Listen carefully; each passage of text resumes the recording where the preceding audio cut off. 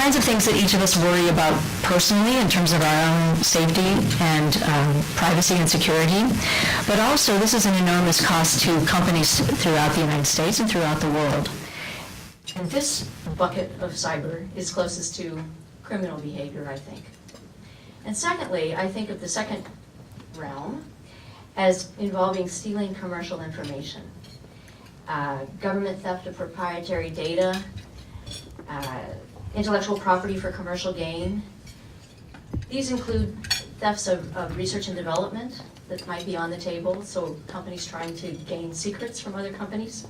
And this issue was highlighted in the recent summit conference between Xi and President Obama, President Xi. And the Chinese President Xi pledged to try to crack down on it. But of course it was a little bit confusing for us laymen because he also insisted that the Chinese government had never engaged in that kind of activity. A third category is destructive or even kinetic cyber attacks. And so if the first two categories exploit data, this bin actually focuses upon subversion or elimination of data, actually engaging in destruction, and even use of cyber to create physical damage. The North Korean hacking into Sony was one example that led to data destruction and gained a tremendous amount of attention. But governments worry much more about crippling critical infrastructure. Things like transportation, the financial transactions system, energy grids, these are some of the key areas. Sometimes that destruction might be well-intentioned, as was Stuxnet in trying to prevent proliferation of Iranian nuclear weapons. But even more serious for national security purposes would be a crippling early warning system or nuclear weapon command and control system that would be taken down by this kind of kinetic attack. And that's the kind of big picture, high alarmist worry that we have.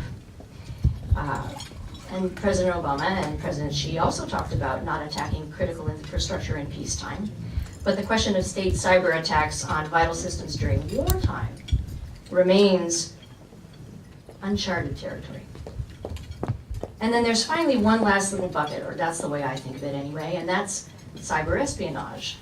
Governments are going to engage in espionage. They always have and they always will. Edward Snowden has focused global attention on this problem, but in fact some 30 countries have major cyber programs.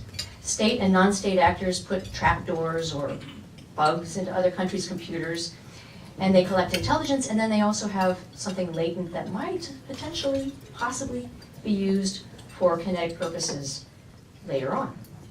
This is a worry for us. And for example, with the recent Office of Personnel Management hack, the question is it collecting information or is it one of those trapdoors? So anyway, that's how I think of the four big areas. And tonight, I'm sure there are things that I've left out, but this hopefully gives us a bit of a framework, and we have three spectacular panelists who are extremely well qualified to address this very rough and varied cyber landscape. First, we have Andrew Turner to my immediate left. He's the Senior Vice President for Cybersecurity for Visa.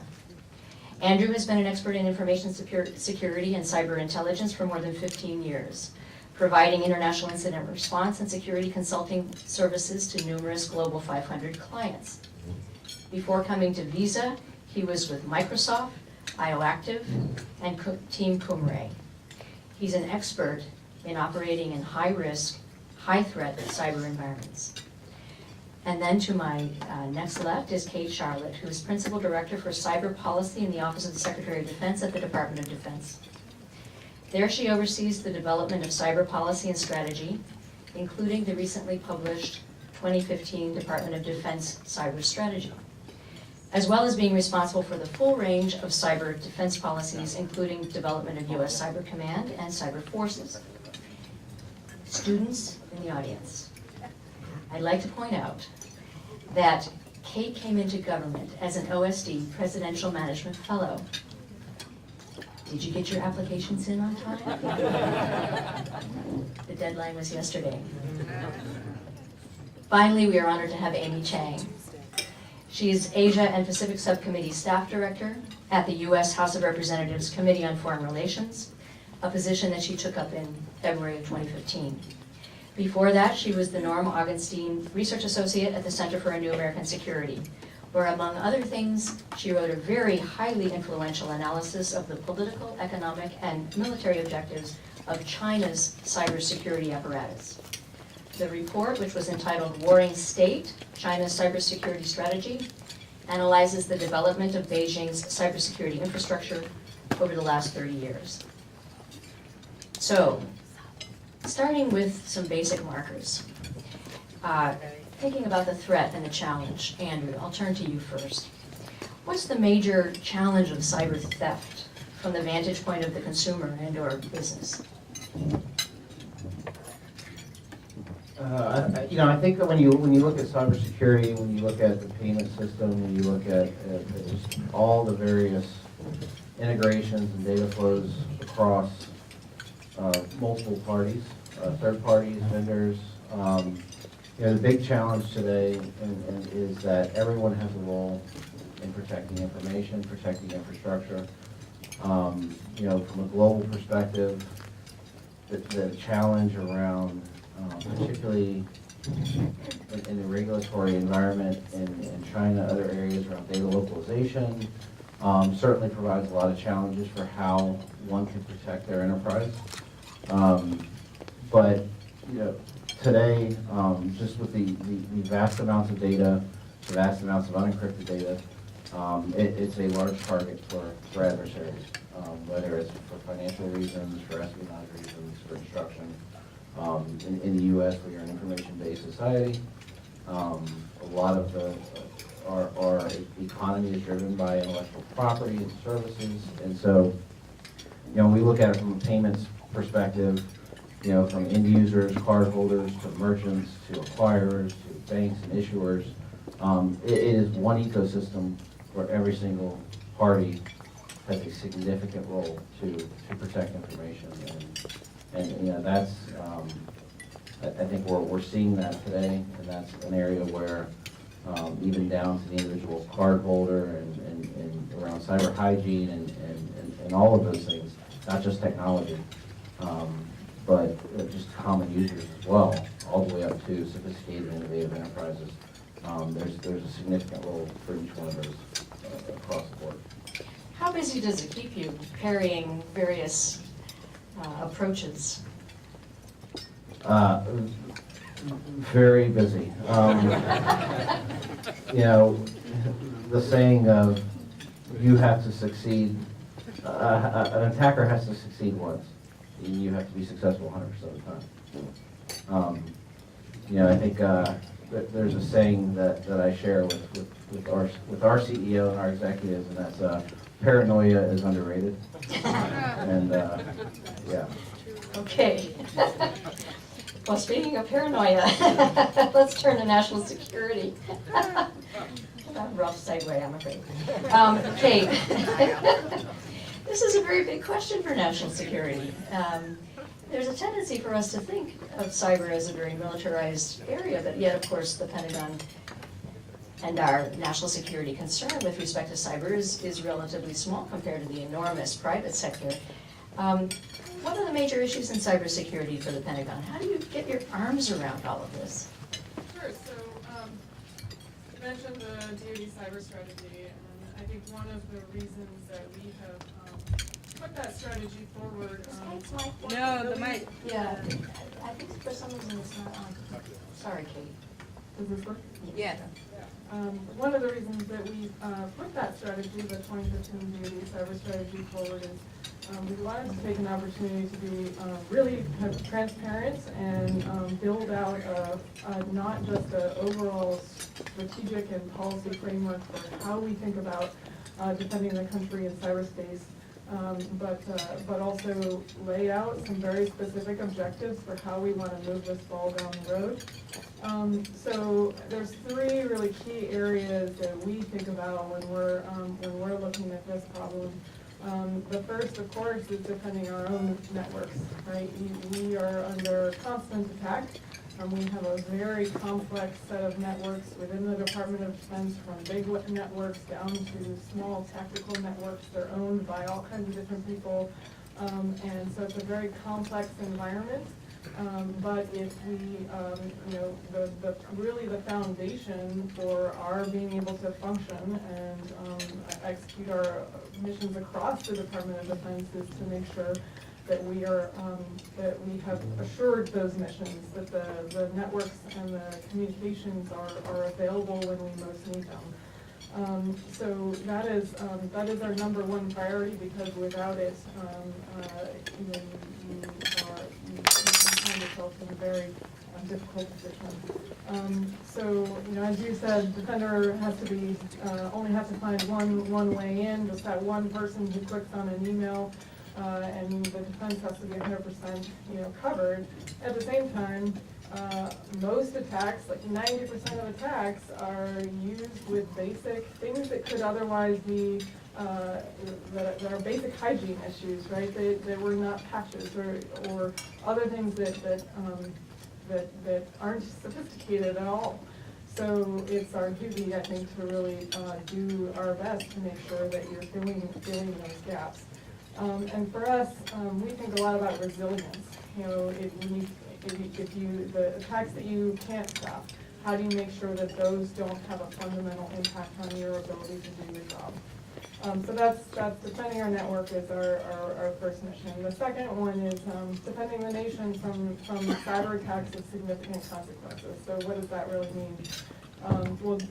Our partners in the interagency, DHS and FBI, they have primary responsibility for the domestic response for assisting against cyber attacks domestically.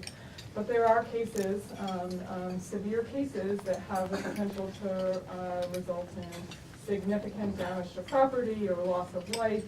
And in those cases, the Department of Defense has to be prepared to help step in and blunt those attacks or mitigate those attacks. So we spend a lot of time thinking about how to prepare for that eventuality. But just as in other areas, you don't want to jump right to the military, right? You want to do everything you can through network defense and through law enforcement before you go in that direction. And the third mission that we have is supporting our military operations and being prepared to support military operations in a crisis or contingency. So this is making sure we have a whole range of options available, and that's both defensive and offensive cyber operations that can help support our military forces in a contingency. There might be times when our senior leadership decides that we need to take action to deter or defend against in military space, and we owe it to the President and the Secretary of Defense to be able to prepare to do that when called upon. So those are the key areas that we think about from a national security perspective. That's very interesting, because both you and Andrew, I guess there's not, it's very interesting because both you and Andrew talk about cyber hygiene to begin with, and the human side being so very important. Amy, from the perspective of China's approach toward cybersecurity, how are the Chinese, How does China consider, I've read your report, and I understand that their way of envisioning cyber strategy and cybersecurity is quite different. Can you talk to us about that? Does this work? Can you hear me? Okay, great. Well, thank you very much first for inviting us here today. I'm really happy to be here and meet you and talk about cyber issues. I do want to caveat first and say that even though I am working in the federal government, my views are my own personally, and do not represent the views of the chairman, either from the Asia subcommittee or the Foreign Affairs subcommittee. Kate, it applies to Kate too.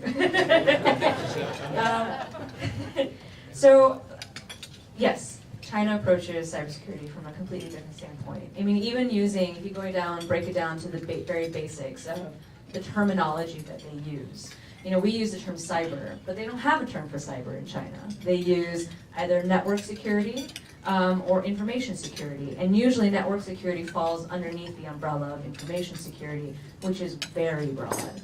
It can include anything from personally identifiable information, from financial information, to how they determine their GDP goals for the year. Those are all, that's all valuable information that needs to be secured.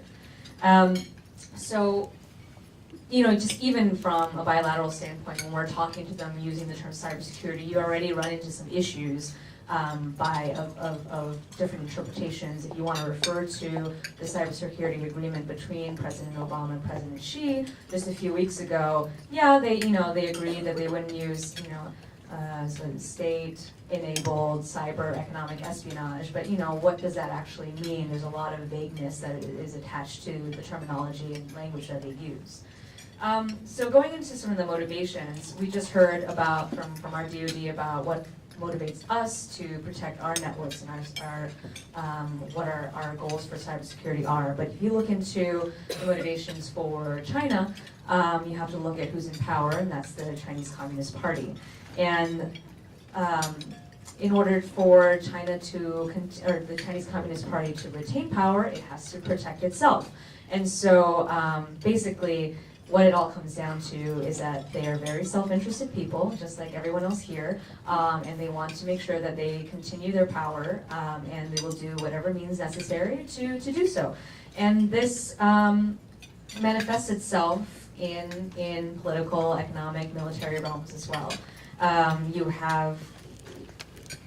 This is why you see a lot of the censorship that goes on social media. This is why you see human rights activists trying to poke holes into the contradictions in China's governance, all being clamped down just because these are threats to their power. And one thing that's great about being a one-party system is that it's very easy to plan long-term, whereas it takes us many years of interagency processes to come up with some sort of vague, unified strategy to deal with cyber. They can plan longer term. That's why you often see 5-year plans every 5 years, and then you have their medium to long-term plans, which go from 10 to 20 years. And so they can, map out and look at what's strategically going to be important. Be it solar power and alternative energies, because they can't use coal anymore because they have environmental concerns. And so, drawing from that, they can create plans that kind of fulfill those goals and obligations. And a lot of it comes down to really, after 30 years of breakneck growth, they're finally having to consider alternative ways to sustain themselves and to accommodate the growing needs of a larger middle class that has greater expectations of their government. So this comes down to, when you're out there, if you're interested in pursuing cybersecurity, if you're interested in doing Asia stuff and cyber stuff, I would really say that one of the most important things that has helped me and that may help you is that a lot of people in the media and people on the Hill, people everywhere talk about China as this big threat, and I think that and they talk about it in a very kind of monolithic, singular, one-dimensional way. I would just recommend doing a little bit digging under and seeing really what the Chinese perspective is, because then that's when you get to start to see a lot of the differences, where you can see a lot of the gaps in the way that our administration and the way that China perceives us. So I think just by scratching a little bit under the surface, you're able to get much more nuanced view on this issue. One thing I wanted to follow up on, you said that the Chinese can plan pretty far out. And I know the processes that Kate must go through in the Pentagon are onerous. They have to be, because there are lots of regulations. That's the nature of bureaucracy. But is it necessarily an advantage to be able to plan pretty far out when, as Andrew was saying to me over dinner, the cyber landscape is changing so dramatically? Does this sometimes mean that the Chinese are planning in the wrong direction? Oh, absolutely. So over the past several years, you've seen a lot of high leadership, concentrated little groups that come up. They're called leading small groups or leading groups that come together, including like with Xi Jinping and some other people who come in and regularly strategize about the direction of cybersecurity. That is the Chinese Communist Party's way of trying to bring everybody together to kind of have a unified approach to cybersecurity policy in China. But if you actually look into it, it's very fragmented and all over the place, and you see I mean, you know, you can say, you know, Unit 61398 did this thing in the suburbs of Shanghai, but then you shut them down, then like, you know, they might splinter off and have 5 other places, and they all have their own competing motivations. They all want to get the funding to be able to go and continue their work, and to get the credit, you know, internally for their things. So, yeah, it's hard to manage. Even if you have a nice long-term goal, when it comes down to it, they still have to deal with bureaucracy just like we do. Well, okay, Andrew, you're dealing in the private sector with both non-state and state actors who are trying to take money or information. How are we doing? How would you say, what's the cost right now? Are we ahead of the curve, behind the curve? It's a good question, and you know, it's a hard one to really to truly understand where are we, where is, obviously we set the bar very high at Visa. Financial community tends to set the bar very high. Defense industrial base in the private sector very high. You're seeing a lot of industries now that years ago would not have been targets. Healthcare, travel. I think, with the surge in data analytics, the appetite or the ability to do strategic targeting of individuals with access or individuals that are behind innovation in the private sector. When you look at the nation states targeting private sector, the ability to leverage that data today is significant. And so I think there are industries, when I set up our cyber program in 2012, we set it up in Virginia as opposed to California. Our bar, we wanted to be a top 1% program in the world, and we needed to recruit and have a talent strategy, location strategy of individuals who have been battling this much longer than private sector. So this area was a natural fit. You look at other industries, they're just starting to catch up. And so you are correct. I mean, of all the threat categories you mentioned, they're all top of mind for me. Cybercrime is not any bigger than nation state.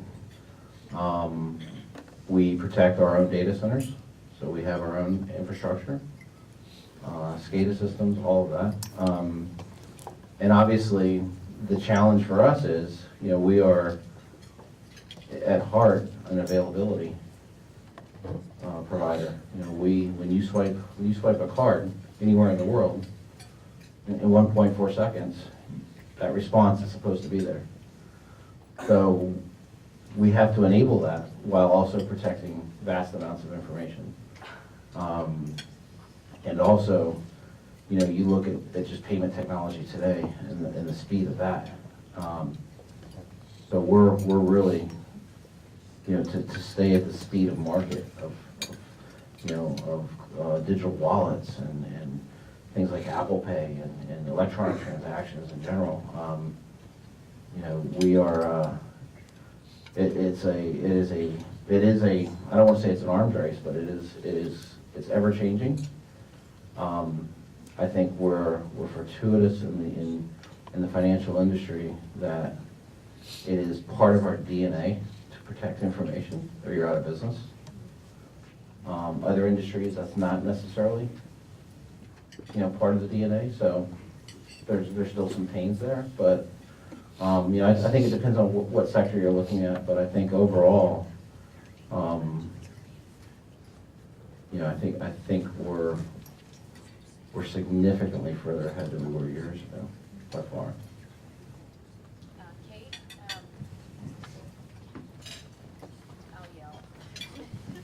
Okay. An arms race, that's the, doesn't seem to be working, sorry. That's the mental image we have, and that sort of leads me to ask you, how is the Pentagon doing? I mean, is there a missile gap? Is the Pentagon feeling as if it has scoped the problem appropriately? Are we significantly protected? How do you see it when it comes to national security? Yeah, I mean, I think I agree, that's one of the biggest challenges is to know where you are in this, and depending on when you net assessments, right? If you did a net assessment on cyber, where would you end up? And I don't know.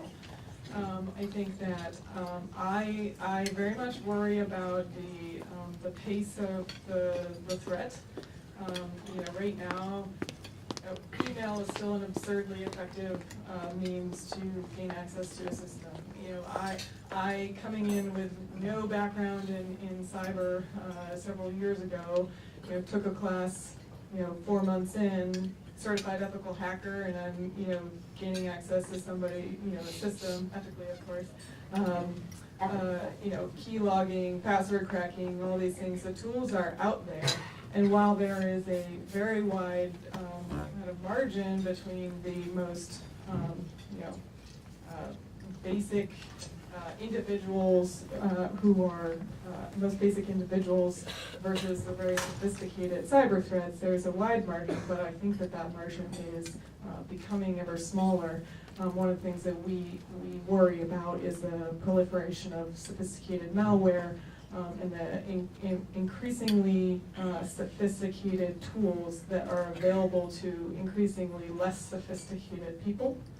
I think over time it's going to become easier for individuals to have the kind of impact that is very concerning over time.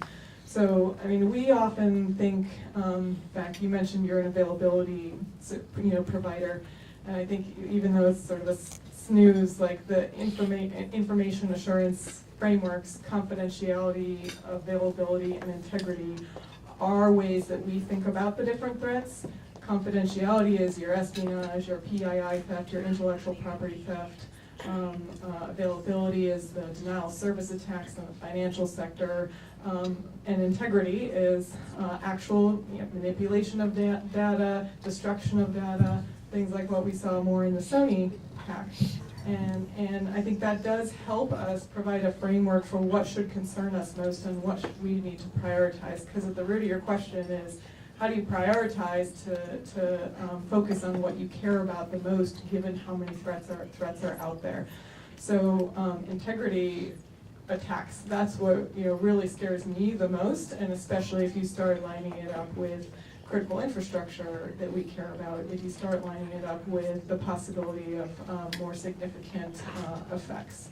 So that's one way that we try to think about how we prioritize so that we can keep up. You're never going to keep up with everything, but you can keep up with the things that matter the most. Fascinating. Well, Amy, under what circumstances, given your understanding of China's approach, under what circumstances do you think that China would engage in destructive cyber attacks? I think that you would have to really hit at their core interests, which would, include their drivers for, for maintaining party control. But that's a very vague thing, and so when you kind of mark it out, what does that actually mean? Well, one thing that I think non-China hands don't realize is that Taiwan is still a very huge consideration for China. The Civil War to them is not over, so that has always been an issue of territorial integrity, and that applies to other regions in China as well, including Tibet and Hong Kong, Macau, but also most recently Xinjiang, where you have the alleged separatists who want to separate off some sort of terrorist Islamic separatist movement.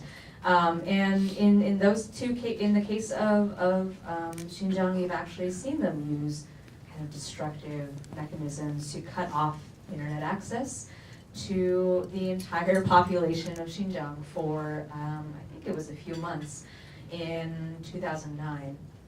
Just because they didn't want these people, there was an attack and they didn't want people to have access to information, so they just cut it off.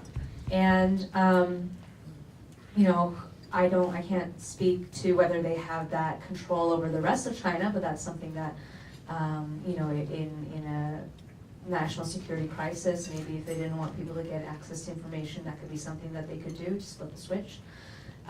So, I mean, there's a number of different circumstances, but it's not really it's not something that they aim to do proactively. It sort of comes into their whole national security framework of doing things in an active defense way, which can be probably interpreted as offensive, depending on what scenario and what you see them doing. We have to talk about the specifics, but in terms of, I think that they're starting to align themselves with some of the norms that are floating around in the cyber governance debate. So I think they understand things like critical infrastructure are not to be, you know, attacked unless it was a legitimate wartime scenario. Wonderful. Well, we're just about out of time, but I want to ask each of you for one quick idea related to how to manage or resolve the problem that you think would be helpful or that we're not addressing, or that perhaps we should begin to put more resources toward. Andrew? Good question. You know, the area, obviously, in financial community, particularly in payments, that we've been really focused on the last few years is, and again, this I look at often the cyber issue as an economic issue. You can either increase the cost it takes for them to reach their objective, or decrease the value of the information or the data. And so we talk about a lot about dumbing down the data, and you know, technologies around tokenization and some, you know, back to basics of encryption of data at rest, and really removing the attack surface that they could leverage, and the value for the data. If the data has no value, then they move elsewhere. And so a lot of what we're focused on is, you know, I think most organizations, government, private sector, you have to go in with the assumption that you will be attacked, you will be breached, and you have to figure out, you know, how do you reduce loss, how do you reduce the value of information to the adversary. And so a lot of what we're doing today is really around data protection, and looking at things from a data aspect versus kind of a perimeter aspect, and then even all the way down to the individual card holder around tokenization, so that the card number is just not, it has no value anymore in the transaction. Very interesting. I'm gonna go with 2, if that's okay. And I think I'm aiming this sort of the students out there, right, who may be interested in taking on some research projects or doing some thinking about these. But one, to the point that I talked about earlier about the proliferation of malware, are there creative ways that we can help stem the proliferation of sophisticated malware? Maybe that's a fool's errand, right? It's impossible to do. I think a lot of people would argue that, but there could be some creative models out there for thinking through that problem. And then the other, number 2, is deterrence in cyberspace. Obviously, the general framework of deterrence is, you know, how do you persuade an adversary that the costs outweigh the benefits of undertaking an action? And of course, you know, we think about that in, you know, denying their ability to gain benefits from it, being resilient, and being able to impose costs. But I think there's still a lot of work to be done on thinking through what does cyber deterrence, what does deterrence in cyberspace actually look like. The nuclear model is there's many differences that just don't apply. And I think there's, you know, we've got a lot of ideas, but I think that there's a good space out there for folks to do more good strategic thinking. Amy? I'll go with 2 as well. Okay. The first one would be to change your passwords. And I mean, it's actually, it's funny, I laugh at it too, but information security should also start with yourself. And I mean, a lot of the things happen because they have sophisticated malware, but a lot of it also happens because we're not good at protecting ourselves. And so I think that in injecting a sense of responsibility for our own information, in addition to just educating, I grew up when all of this stuff was pretty new, and it never really was a consideration that something that was created to be so open and shareable would actually pose a threat to us. And so, this next generation should be more aware of the vulnerabilities that we face, and that we should take responsibility ourselves to protect our information. My second point would be just that reiterating that China is not a monolith, and that you may see it spoken in this very strong way in our media, but it can, if you look closely enough, you can find a lot of gaps and holes, and we shouldn't be deterred or frightened of any sort of the threats that may come from the propaganda machine, and that we should negotiate from a position of strength, because we have strength in our principles, our values, and our democracy. So, yes. Well, I couldn't put it better than that as a wrap-up. I'd like us to thank our three panelists. It's been an extremely interesting conversation for me. I appreciate it.